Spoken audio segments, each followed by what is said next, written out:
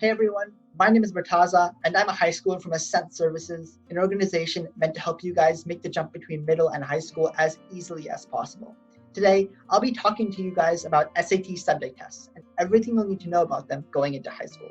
So let's get right into it. So what are SAT subject tests? These are tests hosted by the College Board, and you might have heard of them already. The College Board is the organization that pretty much runs every high school test that a high schooler needs to take. These tests are an hour long, and they're all out of 800 points. And they all are meant to test individual skills on a specific subject. So for example, there are SAT subject tests, like the SAT subject test on literature, or the test on Math 1, Math 2, chemistry, etc. They usually take place the same dates as the SAT. So if you ever go on the College Board website, you can see all the dates that the SAT is offered. Well, the subject tests are usually offered on the same dates. However, all of them may not be offered at the same time, so you'll need to check in individually on that. And of course, the most important thing about these tests is that they're entirely multiple choice. Yes, you heard me. There is no free response, no writing, nothing of that sort. It's all bubble and answer. There is a slight exception, chemistry, which has a bit different format for some of their questions, but for every other test, it's completely multiple choice. So what do these tests look like? So here I have a picture of what the form will look like when you turn it in. And this is, on the other picture, is a picture of a question that was offered on a physics SAT subject test exam. So as you can see, it's pretty straightforward. There are 5 answer choices, and you just bubble in which one you think is correct. And which subject test should you take? So this is not a very easy question to answer because oftentimes it depends on what you feel best at. So I would say that you would take tests that are corresponding to your field or interest that you're interested in going into high school. But I know a lot of people going into high school, they tell me, I don't know what I want to do. I'm not completely sure about what my interests are. And that's okay. If you don't know exactly what you want to do in the future, that's fine. And sometimes it's just better to take tests that you think you will do better on. So if you've consistently done better at math and writing in the past, I'd recommend you take something relating to math. So you can take the Math 1 SAT subject test or the Math 2 SAT subject test. There is no wrong choice when it comes to taking or choosing a test. It all depends on what you will do the best on. And of course, there are some colleges that require specific subject tests. But unless you know exactly what colleges you want to go to, I'd recommend you don't think about that too much. So when and why should you take these tests? So I'd recommend you take them pretty much any year that you want, especially early on.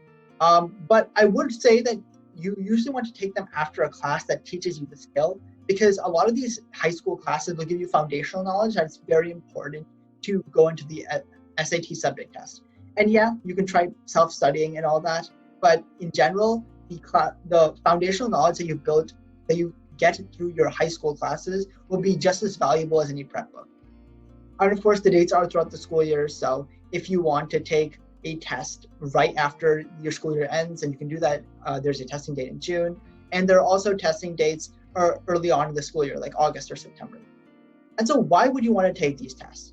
So they're required by a lot of colleges, and usually they require at least 2 tests. Sometimes they require a specific test based on your major. But usually they don't really care about which test you take. They just want to see 2 that you've hopefully done well on. Also, it shows mastery of a subject area similar to the AP test on your college application when you apply.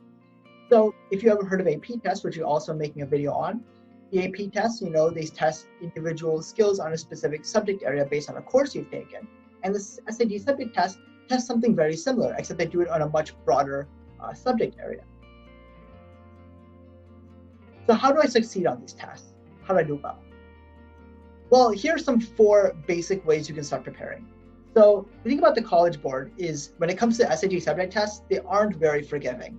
There aren't any practice tests, and they don't release a lot of practice questions. There are listed tested skills and competencies on their website for each individual subject test, but that's pretty much all they give you. There are a couple of practice problems as well, and I'd recommend you do them just to get a heads up of what you'll be encountering during the test. But in terms of more comprehensive practice, I'd recommend you get a prep book. In my opinion, these are the most cost efficient, and they include practice tests, they include review. There are official College Board practice prep books, and there are also unofficial prep books. I've heard of people doing well with both types. I wouldn't say like one is better than the other, although the unofficial prep books tend to be more comprehensive and tend to be kind of over preparing you on these tests. So keep that in mind when you're getting these prep books. When it comes to the actual subject itself, your teachers can actually be pretty helpful too.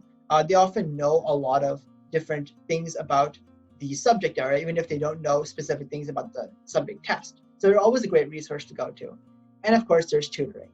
So tutoring is kind of a hit or miss strategy, in my opinion, because you can get expensive tutoring, which is really high quality, but you can also end up getting expensive tutoring, which with a tutor that isn't even that good.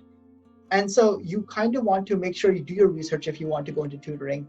And sometimes the personalized help is worth it. Like, I'm not saying that tutoring is a generally bad option, but you will want to consider whether it's right for you and if you really need that personalized help. So what's a good score? Generally, College Board doesn't release the subject test data in terms of what exactly is considered a good score. But they do release percentile data. So they'll tell you if you get a score that's, let's say a 760 on the Math 2 SAT subject test, that's generally in the top 25%, and College Board will tell you that information. Colleges, however, don't release their subject test data at all. So in terms of if you're trying to research which college or what score you need to get into a specific college, good luck. Although I will say for elite colleges, you want to aim to be in the top 20%. That's generally a good landmark for you to achieve.